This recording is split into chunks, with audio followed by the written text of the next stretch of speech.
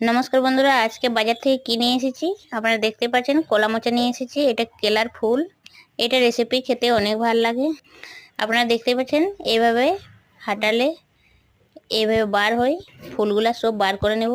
একটা একটা পাতার মতন আছে, পাতাগুলো হাঁটায় সব ফুল বার করে নেব।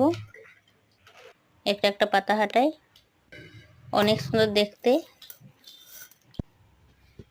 সব ফুল বার করে নিয়েছি। এটাকে কুচি কুচি করে কেটে নেব। ওটা আর বার করব, অনেক কচি আছে। হলুদ জলে ফুলগুলা কেটে দিলে কালা হয় নাই। এইভাবে ভিতরে একটা থাকে, এইটাকে বার করে ফেঁকে দেব। তারপরে কেটে কেটে জলে দিয়ে দেব। আপনারা দেখতে পাচ্ছেন সব ফুলের ভিতরে এইগুলা ছিল, কাটা হয়ে গেছে ফুল।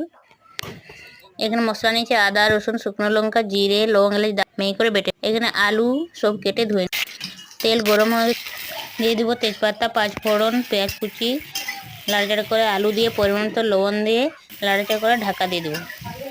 লাড়াচাড়া করে ঠিক আলুগুলো ঢাকা দিয়ে দিয়ে ঠিক করে ভেজে নেব। তারপরে দিয়ে দেবো কলা মোচা, হলুদ দেবো, পরিমাণ মতো লবণ দেবো, লাড়াচাড়া করে ঢাকা দিয়ে দেবো। লাড়াচাড়া করে ঠিক করে ঢাকা দিয়ে দিয়ে ভেজে নেব।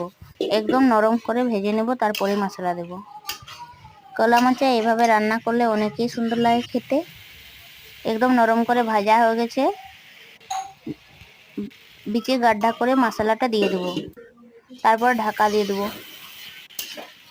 ঢাকা হাঁটায় হাঁটায় ঠিক করে ঢাকা দিয়ে কষে নেব। মশলা কষা হয়ে গেছে, অনেক সুন্দর কষা আছে। জল দিয়ে দেবো, অল্প জল দেবো, বেশি দিব না। তারপর কিছুক্ষণ ফুটাবো, আমার রান্নাটা হয়ে যাবে। আপনারা দেখতেই পাচ্ছেন আমার রান্নাটা হয়ে গেছে। অনেক সুন্দর।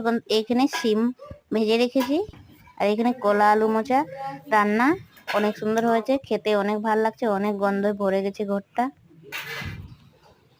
আপনারা কি খেয়েও দেখাবো। এইখানে আমি সব নিয়েছি, কলা মোচা, সিম ভাজা, ডাল, ভাত খেয়ে আপনাদেরকে দেখাবো। প্রথমে কলা মোচাটাই খেয়ে দেখাবো। অনেক সুন্দর লাগলো খেতে। কি বলবো আপনাকে, কিছু বলতে পারছি না। কলা মোচা অনেক সুন্দর হয়েছে।